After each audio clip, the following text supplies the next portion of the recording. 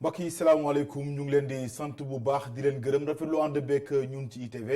ñeent fukki simili juróom moo tegu ci juróom benn waxtu bisimilah leen ci xabaaru maraxi la ca gën a fës tey yemook gaawo fukki fan ak juróom ci weeru février bés bi ñu jagleel wàllu dem beeg dikk bi ci réew mi tax nag lépp loo xam ne wàllu dem beeg dikki la askan wi kon am ci tànneef jëm ci taxi yi clando yi ba ci sax njaganjaay yeeg bus yi loolu lépp nag askan wi ne des nay noflaay seen kaw ndax lañ ci bëgg mooy mu ñoŋ des na njiitu réew mi nag jamono joojee di ñaax kon transporteurs yi ngir ñu fay bor yi bu ko defee lañ leen jox kon ñeneen mën ci gis seen bopp bu ko defee kon lépp loo xamante ne ni kon moo jëm ci mbir mi mën a ñoŋ ci Sénégal. leneen loo xamante ni itam dina fës ci bili xabaar mooy waajtaay yu jëm ci talaatay ndeer ñu ngi ko jàpp kon juróom-ñaari fan ci weeru mars at wi ñu dëgmal comité bi ko sekk nag la ñu bëgg daal mooy bés boobee yem ak juróom-ñaari fan ku ñu daal di ko def tànneef di bés bu ñuy sargal jigéen ñi ci Sénégal. article ay bés bi sunu naataango yu yëglekaay bi La Tribune lañ ko daal di jagleel ginnaaw gëstu bu yaa boo xam ne Abdoulaye Mbow def na ko jëm nag ci këru liggéeykaay tubaab bi jalaa ñoo lool ci mim réew loolee nag Abdoulaye Mbow am na waxtaan wu yaatu woo xam ne jot na ko sekk ak El Hadj Malick Cissé danañ ci dikk laataa njeextalu xabaar yi bu ca landee kon mbokki loolu gën a fës ci xëtub xabaar yi nees ki ñu ci faram fàccee.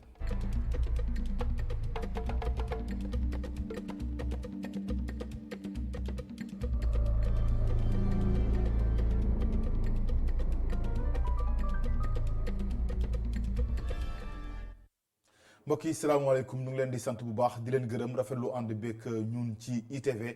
xabaaru marax yi kon des koy tàmbaleeg jaloore boo xam ne douane bu Sénégal defate na ko ci mim réew ndax nag lu toll ci ab garab yoo xam ne kon garab yu bon la buñ ko xaymaa ci koppar te ëpp na $300 millions yu teg fanweer loole nag ni ki démb lañ ko daal di amal ca douane Kédougou ci booru 1h du matin lañ ko daal di amalee ginnaaw ab camion boo xam ne camion frigo la loolu lépp nag ma nga bàyyeekoo ci Guinée Conakry doon dëkk fii ci réew mi bu ñu ko xayma nag ci lu yées benn ay bés lu ëpp $240 millions sunu xaalis jot nañ ko teg yoxo ci lu jëm ci garab yu bon jot nañ ci jàpp kenn moom sax kon jamono ji mu ngi ci loxo yoon ci wàllu wunu mel du ñàkk nañ ci dikkaat mu gën a yaatoo sunu yeneen jotaay xabaar. njiitu réew Macky Sall di delloo njukkal ñi yëngu ci wàllu transport ba noppi di leen ñaax ngir ñu fay bor yi bu ko defee kon liñ leen jéglal kon ci koppar ñeneen secteur kon mën ko jëriñoo lii rek ñëpp kon mën a gis seen bopp ci koppar yi nga xam ne kon état bu Sénégal mu ngi koy leble tey ji la ko daal di fësal di bés boo xam ne dañ ko jaglee kon ñi yëngu ci wàllu dem bekk dikk bi di transporteurs yi nu mu gën a yaatoo kaddu yi mu ngi ko yëkkati ci jam ñaa ci Sébikotane fa nga xam ne kon lañ doon amalee xew-xew yi ñu tawli kàddoom njiitu réew Macky Sall.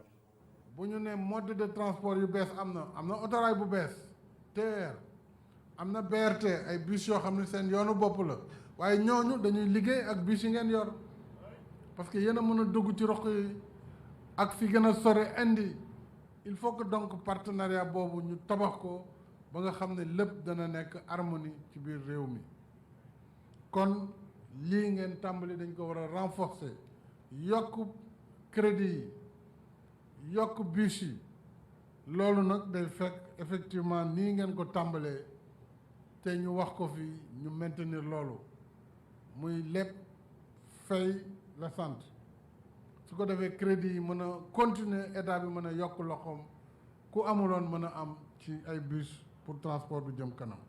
président Mbaye Amar mu ngi may déy léegi wax ma jaar-jaar yi ni ngeen jotee terrain bi effort yi ngeen def ak fa ngeen ci fas yéene dem ma ne ko manit danaa la déy kon danaa ci dugal tuuti sama loxo jox leen 200 millions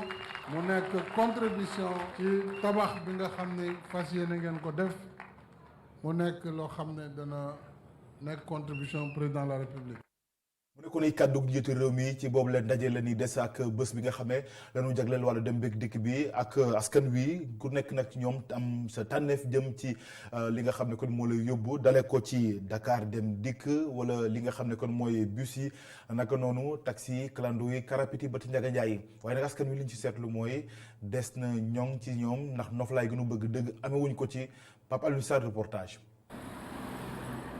ay car rapide yu taxaw ci benn rang di xaar ay client ci avenue Cheikh Anta Diop bu Ndakaaru oto yi su fekkee sax màgge nañu nekk na lu étudiant yi tàmmu gaawaayam ak lu mu yomb tax na ñu bëri du ko jël. pour man moo gën a gaaw quoi parce que d'habitude bu circulation amee quoi ñoom am na nu ñuy def pour contourner pour mën a dem mu gën a gaaw quoi d'habitude moom laay jël en plus taxi dafa cher quoi taxi dafa cher te car rapide boo amee 100 francs dem boo amee 75 dem. contraire ak yeneen oto yi nga xam ne 200 ngay fay wala 250 pour dem quoi moo tax mooy préféré car rapide. waaye car rapide yi am na fu mu yam ni Sidi bi moom du ko jël mbukk ngir dem ci xew yi taxi la taamu ndaxte jàpp na ni moo gën a gaaw. des fois aussi bu may génn nii fekkee damaa yàkkamti je préfère jël taxi wala bu ma guddee. car rapide yi des fois duñu teel a ñëw da ngay taxaw ci arrêt bi des fois ay 30 minutes doo gis car. ci arrêt Fastef ñu fekk fa Adama mu toog ci arrêt bus bi ay car rapide di ko romb ak i bis tata waaye xalaatul dugg ci Dakar dem dikk la taamu ndaxte ci xalaatam moo gën a wóor. car yi ñoo car rapide yi ñoo yem rek ñu newoon ci car rapide yi ñoo ñaan yorewaat car yi benn lañ moo tax moom sawru mu ko jël de. waaw dana yéex lool dana yéex waaye daal moo ëpp sécurité daal comme li ma la wax rek moo ëpp sécurité te nit moom yoon du yéex yoon bu ànd ak jàmm moo gën lépp. bis bu ñu sargal transporteurs yi ñu koy màggal ci gaaw gi ci Dakar ñu fi dëkk ku ne am lu ko gënal ci lu ko yóbbu muy car rapide bus tata Dakar dem dikk wala taxi waaye ñoom jàpp na ni oto yi dañoo màgget ñu bëgg ñu soppi leen. Papa Alioune Sarr daal di àddu ci leneen ak waxtaan woo xam ne dip lël bu yaatu bu nu daal di jagleel lu ñu dëppee budget programme léegi kon ab nattukaay la woo xam ne dañ ko jox jëriñ yi ngir ñu mën a doxal ci lu ñu dénk ci état bu Sénégal loole nag ndaw yu ENA di école nationale d'administration bu Sénégal ñoo ko daal di amaloon ngir rek jaag ci jàngat ak xayma bu yaatu ci wàllu wu ni mel dippee ko kon waxtaan woo xam ne jëm na ci yeesal yi nga xam ne kon état bu Sénégal indi na ko ak budget programme lan moo ci caslaay gi ñu ànd ci leeral Mortal Anne ak Moussa Fall. amicalu ndongo yi nekk école administration bu Sénégal daal nañuy engagé wu. enjeu budget programme ci économie bi doon lu soxal bi lépp ndaje. tànneefu thème bi dafa ñëw ci jamono joo xam ni budget programme bi nga xam ni moom la ñuy waxtaanee moom mooy budget document de base bi nga xam ne administration mu lay ci lay tënk liggéeyam. maanaam liggéey la nag boo xamante ni dañ ko aj ci ay programme ndax bu njëkk ba ministères yi ñu ngi doon waxum budget de moyens bon par rapport ak moyens yu ñu am ci lañ doon définir la politique publique les politiques publiques bien sûr donc aujourd'hui c'est vers des résultats qu'on va mu ñu indi gestion axée sur les résultats bi nga xamante ni moom mooy liy dëgëral programme boobu nga xam ne moom la ñu tëral ci budget bi maanaam muy jëm ci diirum ñetti at durée bi di gën a gudd ndax boo gisee lu mel ni le document économique de base bi nga xam ni moom la ñuy liggéey muy Sénégal plan Sénégal émergent du premier document de base bi nga xam ni moom la état bu Sénégal yàgg a liggéey ndax c'est une synthèse de tous les documents. mu doonoon ndongo ci bileb école léegi mu doon directeur des domaines moom Mame Boye Diao mi ngi rafetlu bile thème di xamle ne thème bi day dugg ci cadre coppite yi nga xam ne namm nañ ko ci wàllum économie. coppite gu bees gu am ci niy doxalee suñu koomu réew surtout ci wàllu finance publique loolu nag dafa laajoon ñoom ñu xam ko ñu xam tamit yan jàngat lañ ci war a jëlee ak yan mutation yu mag ay changements yi nga xam ne am nañ solo coppite yi nga xam ne am na ci ñoom ñu mun ko xam dafa am solo. ma leen di ñaax nag di leen wax ni nag ñoom ñooy Sénégalu ëllëg seen Sénégalu tey ak Sénégalu ëllëg sax laay wax. bu ñu sukkandiku ci directeur bi njëriñal panel bi day yokk capacité ndongo yi ngir ñu mën a adapté wu ci mécanisme yi la ñuy xaar ngir ñu mën a développer réew mi ëllëg. coppite yi barewul lu ñu bëgg mooy nag école bi comme lim ko tax ñu teg ko mooy doxal administration gouvernement Sénégal ñi fiy jàngal seen liggéey yëpp ci loolu la jëm ay fonctionnaires lañ nekk di doon donc il faut ñu jàngal leen nan la ñuy doxalee loolu ci yar ci teggin ak si aussi si xam seen bopp nag mu ngi commencé yow li ngay def nga xam ko nga mën ko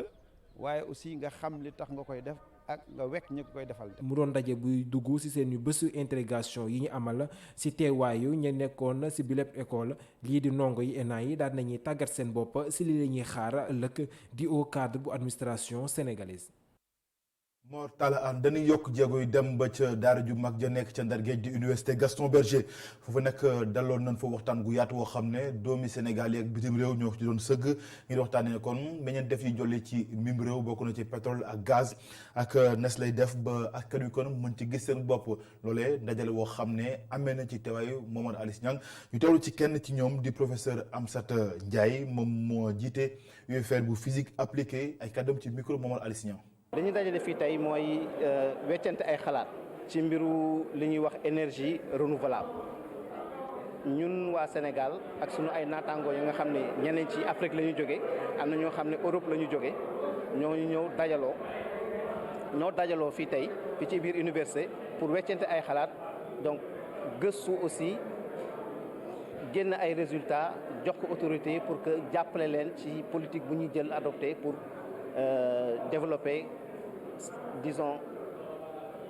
satisfaire de demande énergétique population yi. jamono yi ñu toll dara mënuñ fi dox sans nit ki mën a mun a am énergie nit ki ci boppam pour mu mun a liggéey il faut mu am kàttan il faut mu am énergie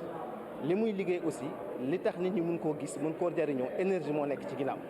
te gis nañ ni fii Sénégal que ni li ñu am ci énergie doyul par rapport ak li ñu soxla moo tax gëstukat yi ak ñi nga xam ne dañu nekk ci secteur productif bi ñoom ñëpp dañu lëkkaloo di weccante ay xalaat di yokk seen ay possibilité gëstu pour jàppale nguur gi nga xam ne moom moo yore politique bi jàppale leen ci orientation yi ñu war a jël pour que demande énergétique bi ñu mun ko satisfaire. L'objectif bi yëpp mooy jariñ population yi fexe ba nga xam ne population yi am énergie bu doy mbiru pétrole bi ak mbiru gaz bi dafa nekk lu bees mais nekk na li nga xam ne aussi dinañu indil tuuti naataange ba nga xam ni centrale yi nga war a produire énergie bi yu bees yi ñu la defar yëpp gaz bi ñuy extraire moom la ñu war a fonctionner donc gëstukat yi am nañ seen wàll. jóge ci bët Saloum bët gànnaaru réew mi dem ba ca bët Saloum réew mi rawatina ca diwaanu Casamance député yi fa nekk te bokk ci majorité bi maanaam farak njiitu réew Macky Sall ñoom nag ne loolu bëgg mooy lal ay pexe ba ko defee jongante ñu dégmal njiitu réew mi kon mën ci am ndam lu yaatu ba nga xam ne kon ñëpp dañ ci mën a gis seen bopp waaye itam ne lu jëm ci développement dëkk bu maanaam kon réew mi daal di suqaliku loolu siit dëgg lañ ko def Abdourahmane Ly. lu njiitu réew mi Macky Sall am ci ay baat ca jongante njiitu réew yu ñu génn nekk na daanaka mbir bu ñii di ay député faree ci nguur gi mënta nangu ba tey nan lañu war a def ba yëkkati yooyee baat ci yeneeni jongante loole mooy jubluwaay gu njëkk bu ñii di ay député dajaloo ci ab kuréel. Macky Sall a gagné en Casamance, c'est bien le président. baax na ñu koy leeral ndax Macky Sall ci jogante yi ñu génn ca Casamance gagné na fa ak lu ëpp juróom-benni junniy voix waaye tamit résultat yi Sonko am kenn mënu ko naatable ndax boobu moo doon participation bu njëkk ci ay jogante njiitum réew ba tax na jamono ji suñu mbébét mooy ñu jéem a xoolaat yan jëmtuwaay ak nan la ñuy tëralee ay pexe ba mën a song yeneen i jongante. Et quelles sont les stratégies qu'il faut mettre en place pour la reconquête. bu weesoo wàllum politique gi suqaliku boobee pàcc dëkk bi doon na itam lu leen soxal.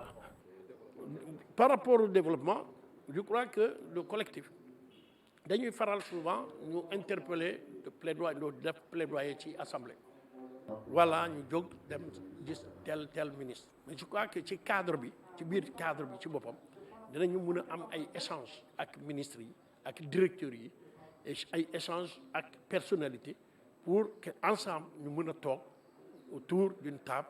ñu wax leen concrètement. jàmm ca Casamance itam waxtaane nañu ko fa yile député nar nañu indi seen wàll ci jàmm ca diwaan googu. jàmm amul développement mënu fa am leneen mënu fa am donc ci loolu on s'est dit que ñoom plateforme bi comme ñoom ñu ngi ci activé wu depuis des années et on a toujours été impliqué dans leur mouvement et dans leur activité parce que ñëw nañu Kolda je les ai reçus à Kolda c'était un atelier de 2 jours donc j'ai toujours suivi le processus nee naa léegi que ñun en tant qu'élus nationaux nous sommes prêts à accompagner ces acteurs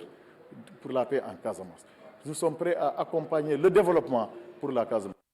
ay meeting wala ay dajek askan wi lu ñàkkul tuuti politique noone la ñiy fas yéene doxee ngir suqali seen diwaan boobu di Casamance ak seen kuréel gu ñuy wax collectif des députés de la Casamance muy kuréel bu leen ëmb. xar kanamu jigéen ñi ci ëttu tasukaay xabaar yi dafa ñagas te nag foofu ñu indi ci joyanti loolee institut Panos moo ko daal di xamle ginnaaw lël woo xam ne amal nañ ko ci diirub ñeenti fan yoo xam ne loolu lañ ci waxtaanee seen xemmeemteef nag mooy fexe ba lal ay pexe ak yoon woo xam ne buñ ci jaaree loolee kon dina am soppeeku yaatu bu ko defee taxawaay jigéen ñi ci ëttu tasukaay xabaar yi doon lu mucc ayib ñu ànd ci leeral Biram Faye moom mi nga xam ne mooy coordonnateur régional bu média bu institut Panos ay kàddoom ci micro Aliou Kane. daje bi li ko sabab mooy dañu indi fii ñi nga xam ne ñoom ñooy toppatoo mbiru régulation jëm ci mbiru média pour ñu waxtaan nan la ñuy fexe ba nu ñuy réguler ak recommandation yi ñuy jox média yi nan lañ ciy def ba boole ci dimension genre donc parce que dañu constaté que dafa nekk aspect boo xam ne jëluñu ko en charge lu bëri études yu bëri wone na aussi waaw bu ñu amul système de régulation bu baax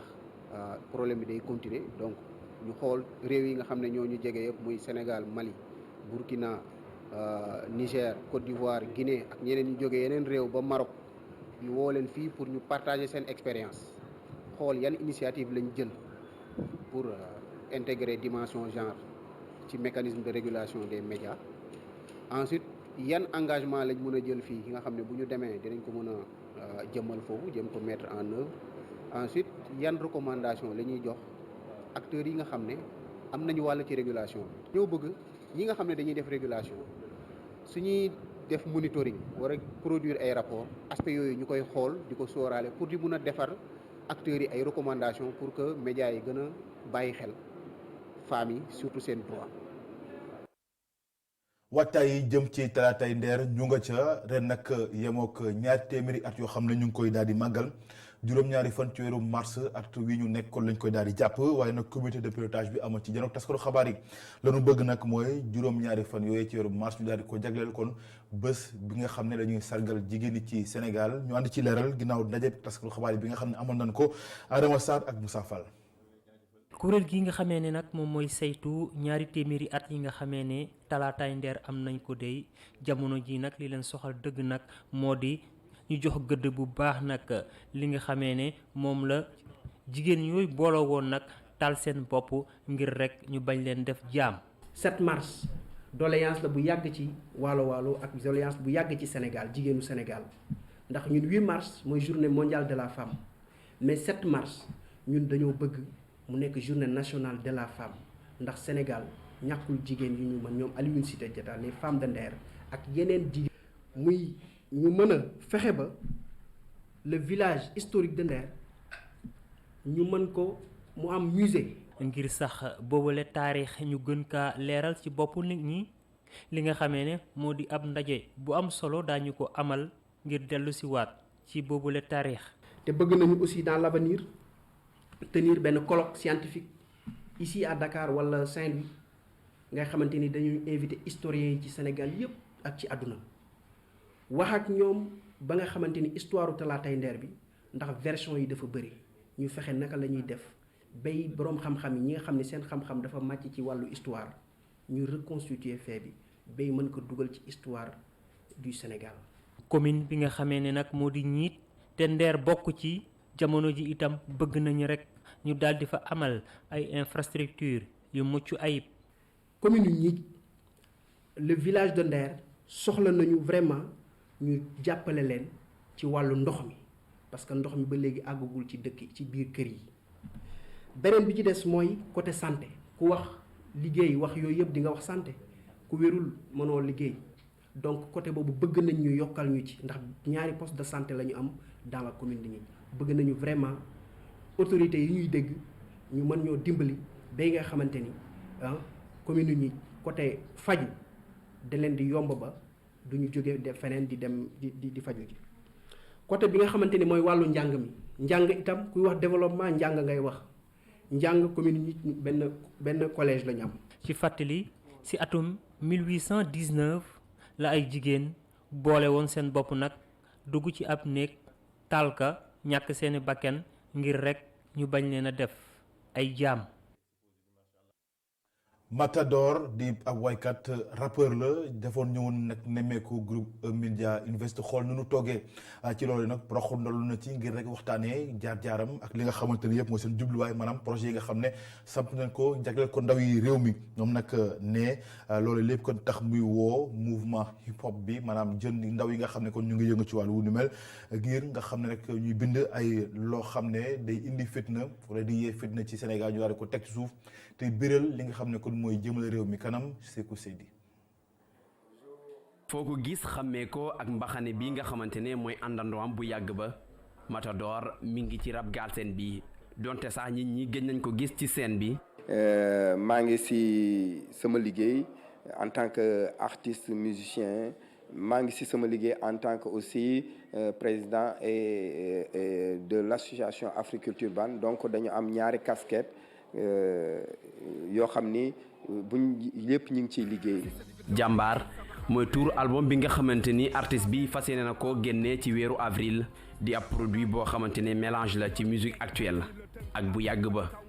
On parle d'afro-trap, mais moi je pense que l'afro-trap ça vient de l'afrobeat et l'afrobeat ça vient de quelque part. Am na fu mu jógee ci Afrique et ku xam afrobeat xam ay Fela et tout on a écouté aussi Bissa et tous ces gens-là et on s'est dit pourquoi ne pas se baser sur la tradition et trap bi ñu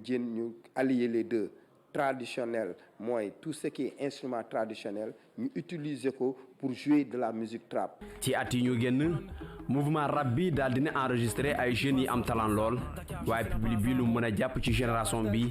mooy clash yi nga xamante ne parfois dafay dem ba jéggi dayoo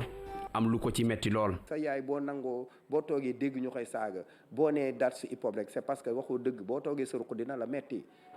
et hip hop bu ñu koy wax lu positif la. li tax ñuy wax culture hip hop mooy ni injustice inégalité lay xeex nga jóge ci dara mu yegg fa jóge ci suuf fu amul dara yéeg ba ci kaw ñëpp xam la te je pense que ni hip hop bi permettre na jeunes yooyu yëpp nga xam ne ay temps kenn xamu leen woon ñu jóge ci peut-être nekk ci ay conditions yu difficiles tey Sénégal yëpp naw leen. bugguloo public bi li ngay def te jaarle ko ci ay kàddu yu rafet yoo xamante ne dafay yee askan wi mooy li nga xamante ne moo nekk base rap Galsen moo tax Matador di ñaax rakkam yi ñu delloo ci seen xel bu baax. di leen gën a ñaax ñoom que ni hip hop bi ak culture urbaine buñ jàppee ne rek passion la moo ñu ciy dugal souvent mais ay métier la c'est pourquoi ñu organiser teg ay structure di former ay nit ci domaine yu bari. delloo sa réew lum la jox mooy tey chantier bu gën a mag boo xamante ne moom mi songu na ko ak structure bi nga xamante ne moo koy jiite di association Africulture urbaine mu jóg ngir promouvoir talent jeune rappeurs yi ci concours bi nga xamante ne ñu ngi koy woowee Flow Up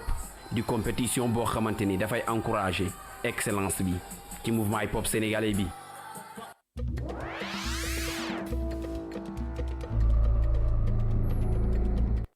laccum bitim réew doon ci ànd ak Cheikh Diop ngir leeral. xibaaru biti réew ñu ngi koy tàmbalee ci réewum Soudan foofee njiitu réew mi di Salva Kiir nangu na ab laaj bu ñu ko jox ngir mu mën a indiwaat jàmm ci réew ma loolee sax mi ngi ko amante di ko boole système fédéral bi ñu fa namoon bi nga xamante ne dina am lu toll ci fukki réew bañ ko taxawale ci atum 2011 ak léegi digg yooyu sax ñu ngi ko amal ak ki mu doon xëccoo réew mi di Riek Machar ngir guerre ba fay am ci atum 2013 ba léegi mën a dakk ci seen diggante donte ne jàpp nañu loolee du li gën ci askan wi waaye jàpp nañu ne am na solo lool ngir jàmm mën faa ñëwaat buñ sukkandikoo ci RFI.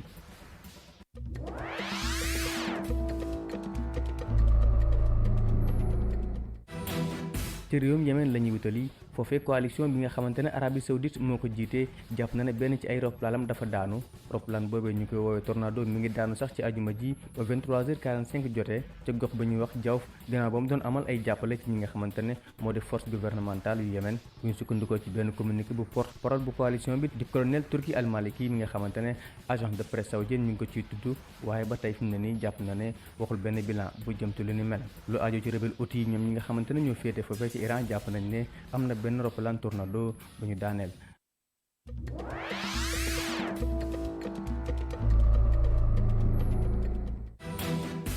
ñu jeexalee ko ci réewum Chine ak feebar bii di coronavirus lu toll ci 1700 agents yoo xamante ne dañuy yëngu ci wàllu wér-gu-yaram ñoom la mbir mi daal ba mu tàmbaleek léegi feebar boobee di coronavirus faat na lu toll ci 1700 ci ay doomu aadama te mu dal lu toll ci 66 000 foofee ca Chine ñu bëri ci ñi nga xamante ne ñoom la feebar boobee dal mooy yëngu ci wàllu wér-gu-yaram ndax daanaka foofee jumtukaay ñuy fajoo bëreetu fa loolu ñu jàpp ne loolu luñ ko mën a denc lu yàgg ndaxte ñu bëri ci ñuy yëngu ci wàllu wér-gu-yaram foofee li tax ñu am feebar bii bokk na ci li ñuy jànkoonteeg seeni jegeñaale.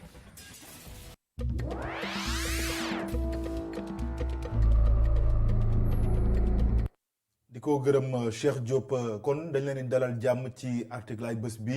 ni ko baaxoo kon di def samedi bu nekk ak El Hadj Malick Cissé tey jii nag ñu ngi ko jagleel suñu naataango yu yëglekaay bii di La Tribune ginnaaw gëstu gu yaa boo xam ne def nañ ko ak këru liggéeykaay yi nga xam ne ay doomi tubaab ñoo ko moom te jalaa ñoo ci mim réew mu mel ni kon France ba tey kon dafa teg loxoom ci Sénégal ki ko bind di Abdoulaye Mbow jokkoon na ci ak El Hadj Malick Cissé ñu ànd ci ñoom ci leeral.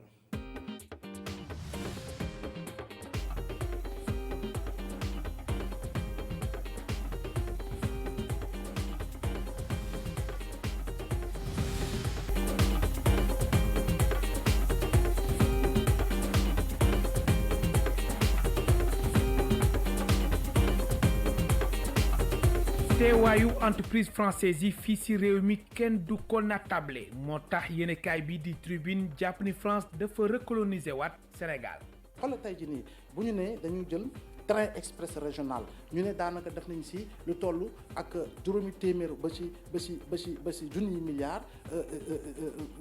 donc ñu ne kan lañ ko jox ñu ne entreprise française la boo xam ne mu ngi tudd Alstom la nga jël marché lampadaire yi le marché lampadaire yi ay fukk milliards la ñu ne kan la ko jox ñu ne entreprise bi nga xam ne moo di Fonroche la tey jii boo jëlee secteur bi nga xam ne secteur bu vital la secteur boo xam ne dëkk bu nekk da ko war a moomal boppam muy secteur télécommunication tey jii boo ko xoolee kan moo ko yor daanaka tubaab bi ñoo ko yor ñu ngi koy wax ni suñu koom yokk gu am solo ba nga xam ne dañu ne sax taux de croissance bi yegg na 6 point nangam ba yegg sax 7 point nangam mais 7 point nangam yooyu buñ koy xool est-ce que Sénégal itam moom koom googu déedéet tey ñuy xool autopont yi nga xam ne ñu ngi koy tabax surtout si wàllu VDN bi tey jii nii ban entreprise française moo gagné marché bi entreprise française boobu dafa wëlbatiku sous-traité waat ak entreprise chinoise waaw léegi doomu Sénégal lañ fa nekkee ñoom ñoo yore pikk yi ñoo yore pelg yi ñoo yore râteau yi donc ñooy gas liggéey yu gën a tar daanaka si ñoom lañ ko jagleel. entreprise française yi ni fi faax moo tax Abdoulaye Mbow gëmul benn yoon lu ñuy wax partenariat gagnant-gagnant. partenariat gagnant-gagnant gëwuma ko parce que itam gis nga lu dugal doon wax rek dëkk boo gis amul ay xarit ay intérêt la am gis nga lu ñu mën a wayal ak lu ñu mën di wax ak lu ñu mën a tagg bu ñu fi amatul intérêt dañuy dem seen yoon ñoom ku si munti doon dëkk boo amul intérêt doo fa teg tànk Sénégal nag dafa nekk benn plaque tournante en Afrique de l'Ouest dans la zone CEDEAO dans la zone UEMOA am li nga xam ni moo di pétrole moo di gaz donc xool exploitation boobu yëpp si wàllu richesse yooyu yëpp ñu am tey jii nii est-ce que yow mos nga dégg ab jigéen gu la ne or gii ma takk wala bijoutier ba la ne or gii may liggéey daanaka si Sabodala la jóge man de mosuma ko dégg bijoutier ba tey ñu ngi dem Dubaï di wuti or ngir mën a liggéey yi nga xam ne mooy jëm si ay takkaay muy góor muy jigéen donc tey jii xoolal zircon bi kan ñan ñoo koy exploité xoolal yeneen richesse ñan ñoo koy exploité te pourtant ñu ngi def ay résultats yu am solo si wàllu si wàllu mbay mi ñu ngi def ay résultats yu am solo si beneen nag secteur te xoolee secteur pêche boo xam ne moom mooy représenté 200 milliards en termes de devises nga xool secteur boobu tey ñaata accord de presse la ñu signé. ci chiffre yu ministère français bu amee wàllum bitim réew lu ëpp 200 ak juróom fukk entreprise française ñu ngi ci réew mi te seen domination du lu ñuy werante waaw léegi fu ñuy féetale responsabilité yi. dañ ciy dut baaraam ñaar waaye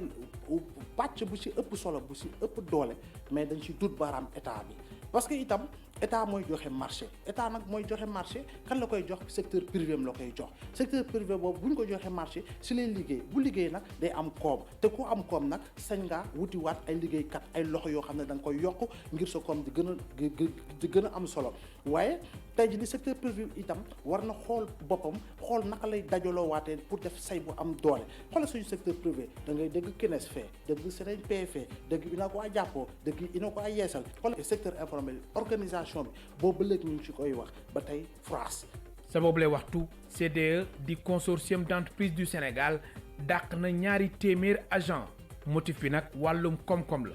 Regardez le secteur des BTP. xoolal secteur BTP bâtiment ak travaux publics nguur gi ñaata milliards la leen yoreel jamono ji ñëpp gis nañ ne jafe-jafe am na ci dëgg-dëgg banque mondiale ak fonds monétaire international sax ñu ngi ciy wax. Le fonds monétaire international. Aujourd'hui,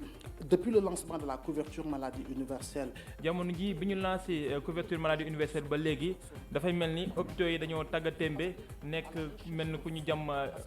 bëñ ji du dëgg ginnaaw ndaxte ñu ngi wër saa su nekk ay koppar yoo xam ne moom la ñu war a doxee ndaxte bor yi nga xam ne moo leen njat dafa métti lool loolu waral nag faaw ñu samp ab laaj xool naka la ñu mën a saafara mboolem jafe-jafe yi nga xam ne moo fi nekk mel ni nit ñi dañuy xonqatal dañuy wax loo xamante ni bii dëppoot ak li nga xam ne moo di dëgg. Sinon on serait nihiliste. ñaawlu wuñ lépp nag ndaxte lépp mënta ñaaw ndaxte bu fekkee ne wax nañ ne lépp dara baaxu ci day mel ni ñun dañuy wax gëmuñu ci dara waaye am na loo xamante ni war nañ ko joyanti yaakaar naa am na lu bëri loo xamante ni bii war nañ ko delloowaat ndax yaakaar naa diggante 2012 bi Abdoulaye Wade jógee ci nguur gi jox Macky Sall foofee la ñu war a mën a askan wi yëgee seen bopp ci ni nga xamante ni bii noonu la koomum réew mi di doxee ba mu feeñ sax ci ni nga xam ne moom la ñuy dundee seen gafaka ak pañe bi nga xamante ni moom la ñuy nduggijee saa su nekk ñu mën a yëg ni dëkk bi amul jafe-jafe ci wàllum koppar. Se trouver puis sentir qu'il est réellement un Sénégalais. dëkkuwaay jënd ak jaay finance industrie dem ak dikk bi télécom xarale yu bees yi ak yeneen pàcc entreprise française yi ñu ngi ci bu baax ci gàttal daanaka secteur d'activité boo dem ñu ngi fa.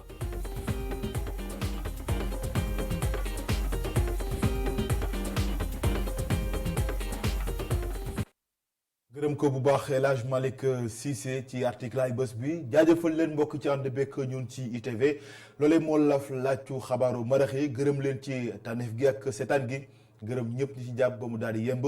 rédaction bi jox leen dox daje 19h45 ci xabaar ci kàllaama tubaab ak Adama Anouchka Ba ma jox leen dox daje minuit bu ci laande ci jukkib xabaar yi fii ak boobu ngeen wéy di nu topp ci ITV ndax mbiri ngi ci jërë ngeen jëf.